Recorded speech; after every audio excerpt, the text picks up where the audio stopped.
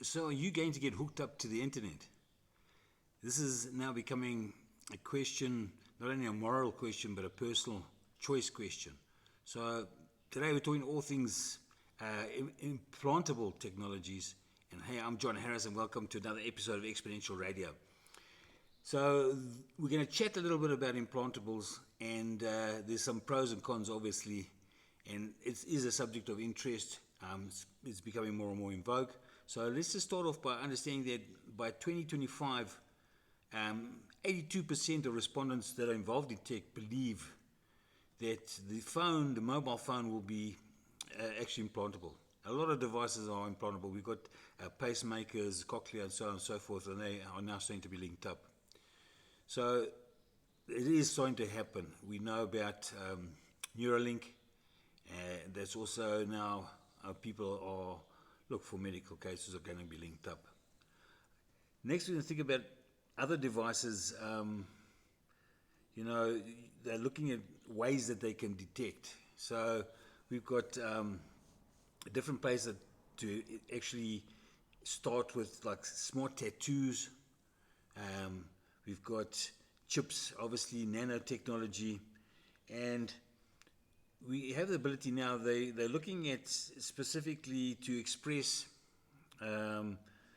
non-verbal communications implanted as a phone. Basically, they're going to look at brainwaves. They're going to look at different patterns, and they're looking to find out what we're thinking, and to be able to transmit that.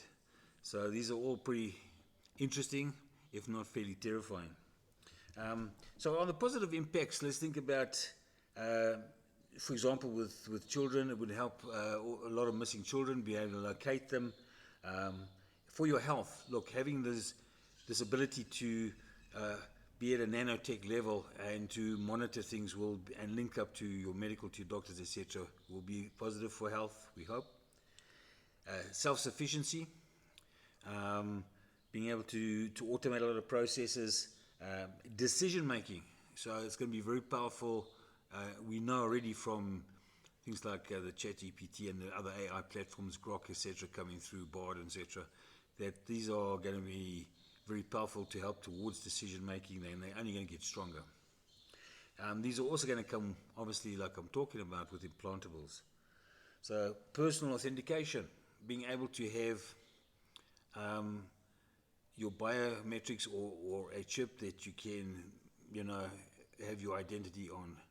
So those are some of the positives for getting things sorted out very quickly, very conveniently. But of course, we know this is a deep rabbit hole, and there are a lot of negatives. So some of the more negative ones is privacy and surveillance. Obviously, governments, we find out, don't really have citizens at their interest. It's not really the heart of their program, citizenship and the citizens. We see that there's a big power struggle going on there. And so surveillance is a very big thing. We know about China, and this is starting to come up in a lot of countries with all the data points. But obviously, if it's internal and it's implanted in nanotech, there's no escaping it. So this is another negative. And it's going to be your data as well. How secure will that data be? Where is it going to be stored? Who's going to be in charge of it? We know that these things get hacked all the time. A lot of people are escapism being linked up to VR and AR for escapism and actually an addiction. We see it already on social media, or some of the younger TikTok, etc., some of the other applications where youngsters are really getting addicted to this. That's how they are spending the majority of their time. And it's basically a distraction. It prevents you from sitting and thinking, contemplating, focusing on very important issues and part of your own personal development and growth. It does have some odd byproducts.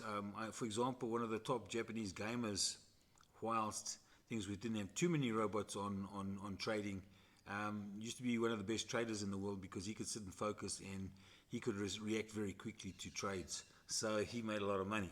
So those are strange things. But this we're talking about really is the things that are going to be implanted. So here is another issue. Look, there are some unknown issues. So, we're going to be living longer. So when you obviously have these implants, you can be linked up to medical and have an understanding. People will have a great understanding of their genomics, understanding what their vulnerable to diseases, a pre-knowledge of cancer, and etc., etc. So that longer lives are coming, and that's going to have a huge amount of implications. Your insurance, your tax, etc. These things are things that we're going to have to think about. Changing relationships. Or should I say, you, you, you, you're going to see it, and you have seen it, that people are getting more and more involved with tech, with robotics, androids, and so on and so forth, and the relationship therein, as opposed to human interaction. So this is something that we're going to have to think about. The changing interactions, how we interact is changing. Our social norms are changing with regard to these internal technologies. Another thing is we'll have to look at real-time ID, identification, and that's creating a cultural shift. I think people's patterns are changing. We know in China there's a citizen score, and so it's also going to affect us by having external memory. In other words, we can have another layer, instead of waiting for evolution to happen, we can have another layer of memory to our brain, which is digital.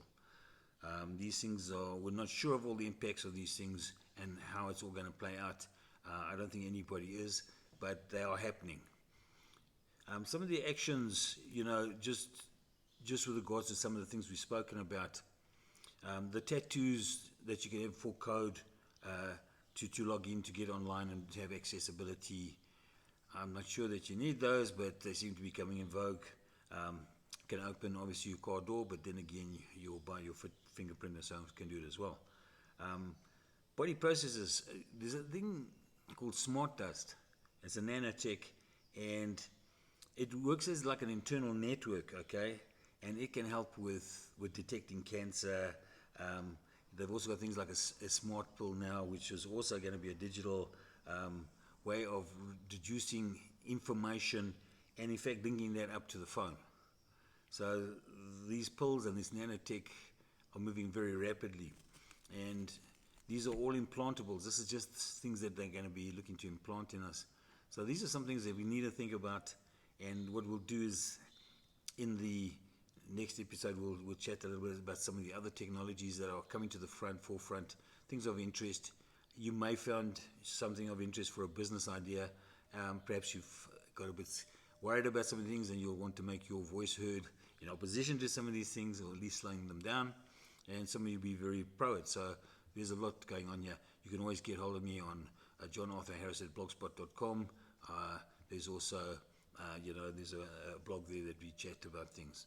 So until next time, you all have a great day.